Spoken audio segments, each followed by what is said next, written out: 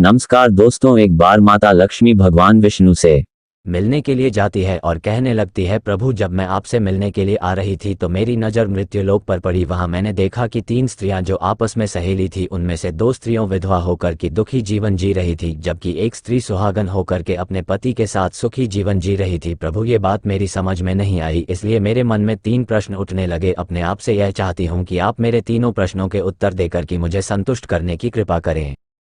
इस प्रकार माता लक्ष्मी की बात को सुनकर भगवान विष्णु कहते हैं, लक्ष्मी तुम मुझे अपने तीनों प्रश्नों को बताओ, मैं तुम्हें तुम्हारे प्रश्नों के उत्तर देकर के पूरी तरह संतुष्ट करने का प्रयास करूंगा। अब माता लक्ष्मी कहती है, प्रभु मेरा पहला प्रश्न है, कौन सी स्त्री समय से पहले विधवा हो जाती है। मेरा दूसरा प्रश्न है, कौन सी स्त्री को जीवन में कभी सुख नहीं मिलता। और मेरा तीसरा प्रश्न है, कौन सी चीजें ऐसी हैं जो एक पत्नी अपने पति को मांगने से भी नहीं देती। मित्रों, इस प्रकार माता लक्ष्मी के प्रश्नों को सुनकर के भगवान विष्णु कहने लगे, तुम जिन स्त्रियों की बात कर रही हो उनमें से 2 स्त्रियों विधवा होकर अपना दुखी जीवन जी रही है और वहीं पर एक स्त्री सुहागन होकर के अपने पति के साथ में अपना सुखी जीवन जी रही है।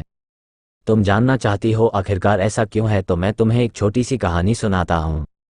इस कहानी को बहुत ही ध्यान से सुना। आधी अधूरी कहानी सुनने वालों को आधा अधूरा ही ज्ञान प्राप्त होता है, जो जीवन में कभी काम नहीं आता, क्योंकि तुम्हारे तीनों प्रश्नों के उत्तर इसी छोटी सी कहानी में समाये हुए हैं। यदि तुमने ध्यान से सुना तो तुम्हारी तीनों प्रश्नों के उत्तर तो अवश्य मिलेंगे और तुम्हें संतुष्टि प्राप्त होगी। मित्रों, माता लक्ष्मी कहती है, प्रभु ने आपकी बात से सहमत हूँ, आप कहानी शुरू करो। मैं कहानी को पूरी मन से सुनूंगी और जब तक आप कहानी बोलेंगे तब तक मेरा मन किसी दूसरे स्थान पर नहीं जाएगा। तो मित्रों, कहानी शुरू करने से पहले मेरा आप सभी से अनुरोध है कि आप हमारे राइट ऑफ यूट्यूब चैनल को सब्सक्राइब अवश्य करें और कहानी के अंत तक बने रहे, क्योंकि आज की कहानी आपके लिए बहुत ही महत्वपूर्ण होने वाली है। तो चलिए आज कुछ नया सीखने वाले हैं। भगवान विष्णु कहते हैं, हे लक्ष्मी, सबसे पहले मैं तुम्हें उस स्त्री की कहानी सुनाता हूँ जो सुहागन बनकर के सुखी जीवन जी रही है। जिस सुहागन स्त्री की तुम बात कर रही हो वो स्त्री एक राजा के नौकर की पत्नी है, और जिस नौकर की वह पत्नी है, नौकर को अपनी पत्नी पर पूर्ण विश्वास और भरोसा है कि वह पतिव्रता है, जिसकी महिमा वह अपने साथियों में बार बार करता है। अब देखो, एक दिन की बात है, उस राजा के नौकर ने अपनी पत्नी की प्रशंसा इतनी की, यह बात धीरे धीरे फैलते हुए राजा के दरबार तक पहुंच गई। फिर तो राजा ने अपने नौकर को बुलाया और उस नौकर से कहा कि तुम हर किसी से कहते हो कि तुम्हारी पत्नी पतिव्रता है, क्या वास्तव में आपकी पत्नी पतिव्रता है? क्या आपको पूर्ण विश्वास है? इस प्रकार राजा की बात सुनकर के नौकर कहने लगा, महाराज, मुझे पूरा विश्वास है और पूरे से भी आगे विश्वास है कि मेरी पत्नी पूरी तरह पतिव्रता है। अब इस समय पर राजा का महामंत्री कहने लगता है, यदि मैं तेरी पत्नी का पतिव्रत धर्म खंडित कर दूं तो तुझे क्या सजा मिलनी चाहिए? फिर तो नौकर ने कहा, यदि तुम मेरी पत्नी का पतिव्रत धर्म खंडित कर देते हो तो महाराज मुझे फांसी लगा देना। अब उधर वह राजा का नौकर भी मंत्री से कहता है, यदि महाराज यह मेरी पत्नी का पत्नीव्रत धर्म खंडित नहीं कर पाए तो इनको सजा क्या मिलनी चाहिए? तो राजा ने कहा कि मंत्री को भी फांसी की सजा दी जाएगी। फिर भगवान विष्णु कहते हैं, लक्ष्मी, मंत्री ने स्वीकार कर लिया और नौकर से पूछा कि क्या वस्तु लाओ जिसे तो माने कि मैं तेरी पत्नी का धर्म खंडित करने में सफल हुआ। तो नौकर ने कहा, मंत्री, यदि तो मेरे घर से जाकर के मेरे विवाह के समय पर मुझे एक पटका मिला था और एक कतार में ली थी, वह मेरी पत्नी ने बहुत ही संभाल कर रखी है, जो सुहाग की निशानी मानी जाती है। यदि तो पटका और कतार लाकर मुझे दिखा दे तो मैं मान जाऊंगा कि मैं मेरी पत्नी का धर्म तो उन्हें पूरी तरह नष्ट कर दिया है। अब शर्त स्वीकार हो जाने के बाद में महामंत्री शहर में जाता है और एक दुती से जाकर मिलता है। वह दुती हमेशा एक दूसरे से भेदने का काम करती थी और जो काम कोई नहीं कर पाता वह काम करने में सक्षम थे। फिर इस प्रकार उस मंत्री ने उस ड्यूटी को अपने स्वार्थ के लिए बुलाया और द्वितीय से कहा कि देखो, इस नाम का एक व्यक्ति है, एक व्यक्ति उससे मेरी शर्त लगी है। और फिर उसने उसे शर्त के बारे में उसको सारा कुछ बता दिया। फिर बहादुरी से कहने लगा, तो कैसे भी करके उस स्त्री से मेरा संपर्क करवा दे, तुझे जितना धन चाहिए मैं उतना धन दूंगा। इस प्रकार मंत्री की बात सुनकर के ड्यूटी कहने लगे, भाई, तो उस औरत के बारे में बात मत कर, वह औरत पूरी तरह से पतिव्रता है, तेरी और थूके भी नहीं, तेरी शक्ल भी नहीं देखेगी और उनके परिवार के व्यक्ति खूंखार है, तेरी खाल उतार लेंगे। तो मंत्री कहने लगा, ठीक है, यदि तू मेरा उससे संपर्क नहीं करवा सकती है तो एक काम कर दे, उसके घर जाकर के पटका और कतार चुरा कर ला दे और उसकी पत्नी के गुप्तांग के पास में यदि कोई चिन्ह हो तो वह भी मुझे देख करके बता दे, फिर मैं तुझे मुमांगा इनाम दूंगा। ये बात धोती की समझ में आ गई और उसने कहा, ठीक है, मैं तुम्हारा काम अवश्य करूंगी। नौकर शहर में रहता था। दुती नौकर के घर जाती है, उसकी पत्नी से जाकर बोलता है, बेटी, मैं तेरी पति की बुआ हूँ, मैं कई वर्षों के बाद आई। फिर उस स्त्री ने कहा, मैंने आपको पहले कभी देखा नहीं, इसलिए पहचान नहीं पाए। और इस प्रकार उस दूरी को उस नौकर की पतिव्रता स्त्री ने बहुत बड़ा सम्मान दिया, मगर उसे क्या मालूम था कि यह उसके साथ में छल करने आई है। अब भगवान विष्णु कहते हैं, लक्ष्मी, इस प्रकार वह ड्यूटी उस पतिव्रता स्त्री के साथ में 2 दिन तक रुकी। जिस समय वह स्त्री स्नान करने लगी तो द्युति उठ करके उस पतिव्रता के कमर रगड़ने लगी। उस पतिव्रता स्त्री ने बहुत मना किया, फिर भी वह नहीं मानी और कहने लगी, तुम मुझे तो बेटी से भी प्यारी लगती हो, तो मरना मत करो। काफी दिनों के बाद में मेरी तुम्हारी मुलाकात पहली बार हुई है। अब ऐसा कहकर के बहादुरी मुख पर हाथ फिराने लगी। फिर आंखों को धोने के बहाने से उस द्युति ने उसे पतिव्रता स्त्री की आंखों पर पानी मार दिया और उसे स्त्री की आंखें बंद हो गए।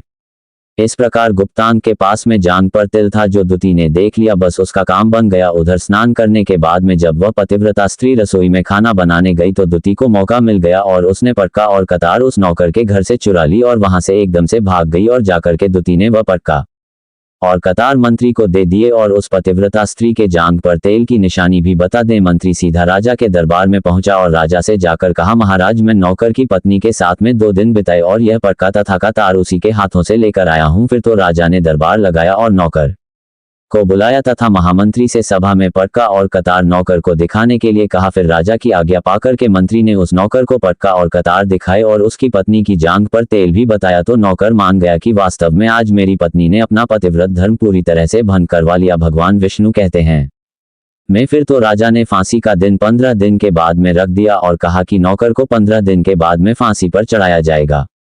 और इस प्रकार से नौकर से उसकी अंतिम इच्छा पूछी तो नौकर ने कहा कि मैं अपनी पत्नी से अंतिम बार मिलना चाहता हूं। इस प्रकार राजा ने उस नौकर को आज्ञा दी कि ठीक है, तुम अपनी पत्नी से मिल सकते हो। फिर नौकर अपने घर गया और अपनी पत्नी से कहा कि आप मेरे साथ में बहुत बड़ा विश्वासघात किया। मैंने आपके विश्वास पर मंत्री से ऐसी शर्त लगाई थी कि राजा के दरबार में राजा के सामने मैंने कहा था कि मेरी पत्नी का पतिव्रत धर्म कोई नष्ट कर दे तो मुझे फांसी लगा देना। अब मुझे 15 दिन के बाद में फांसी लगा दी जाएगी। मेरे साथ विश्वासघात करके तुमने ठीक नहीं किया। उसे पतिव्रता स्त्री ने अपने पति को सारी बात बताई, मगर उस विश्वास नहीं हुआ और फिर नौकर राजा के दरबार में पहुंचा तो राजा फिर उसे कैद में डलवा दिया गया। अब उधर नौकर की पतिव्रता धर्म पत्नी ने परमात्मा को याद किया और अपना भेष बदल करके राजा के दरबार में गई और राजा से नाच दिखाने की आज्ञा मांगने लगी, क्योंकि वह स्त्री बहुत ही सुंदर थी और उधर राजा शौकीन होते हैं। इसलिए राजा ने आज्ञा दे दी कि सभी मंत्री आदि उपस्थित होकर के इस सुंदरी का नाच करवाने की पूरी व्यवस्था कड़ी। भगवान विष्णु कहते हैं, लक्ष्मी, फिर तो सब मंत्री, महामंत्री, राजा आदि दरबार में उपस्थित हुए और फिर उस नौकर की धर्मपत्नी ने जब नाचना शुरू किया तो राजा को उस स्त्री का नाच बहुत ही सुंदर लगा। और फिर राजा ने कहा, तुम मुझसे क्या मांगना चाहती हो? तुम जो भी मांगोगे मैं तुम्हें वही। फिर उस नौकर की पतिव्रता स्त्री ने कहा, महाराज, आप सभा में मेरा चोर है जिसने मेरे रुपए लिए थे मगर आज तक वापस नहीं दिए, उसे फांसी की सजा दे दीजिए। अब राजा ने कहा, ठीक है, बताओ मेरे दरबार में तुम्हारा चोर कौन है, उसका नाम क्या है, मैं उसको फांसी की सजा अवश्य दूंगा। भगवान विष्णु कहते हैं, फिर उस नौकर की पतिव्रता स्त्री ने कहा, महाराज, आपका मंत्री मेरा चोर है, आप इनको फांसी की सजा अवश्य दें। अब उधर जैसे ही मंत्री ने सुना कि यह सुंदरी मुझे अपना चोर बता रही है तो मंत्री कहने लगा, महाराज, मैं कसम खाकर कहता हूं कि मैं इसका कभी कुछ नहीं चुराया है। मैंने इसे आज तक कभी देखा ही नहीं है, तो मैं चोरी कैसे कर सकता हूं? मैं आज तक इसकी शक्ल ही नहीं देखी है।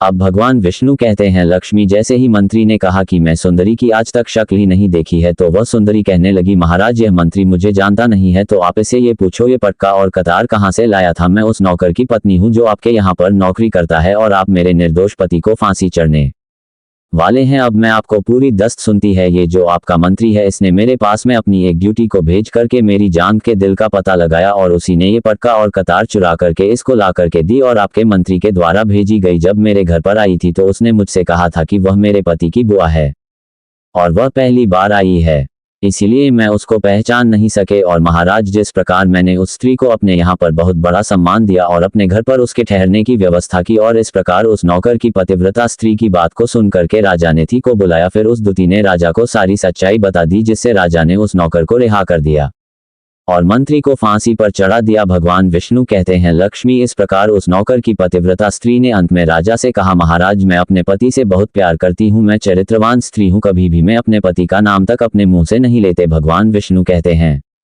लक्ष्मी, मेरी कहानी पूरी होती है।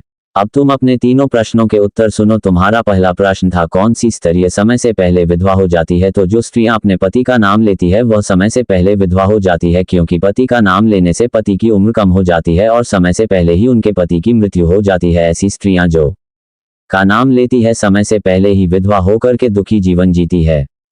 बस यही राज की बात है कि तुम जिन 3 सहेलियों की बातें कर रही थी उनमें से 2 विधवा थी और एक ये नौकर की पत्नी थी जो पतिव्रता स्त्री थी। यह पतिव्रता स्त्री कभी भी अपने पति का नाम मुंह से नहीं लेती थी और उधर वह 2 स्त्रियों जो विधवा होकर जीवन दुखी होकर जी रही है वह हमेशा अपने पति का नाम लेकर ही बुलाती थी, जिसकी वजह से उनके पति की उम्र कम हुई और फिर वह दोनों स्त्रियां समय से पहले ही विधवा हो गई और आज वह दुखी जीवन जी रही है। इसलिए कभी भी स्त्रियों को अपने पति का नाम अपने मुंह से नहीं लेना चाहिए।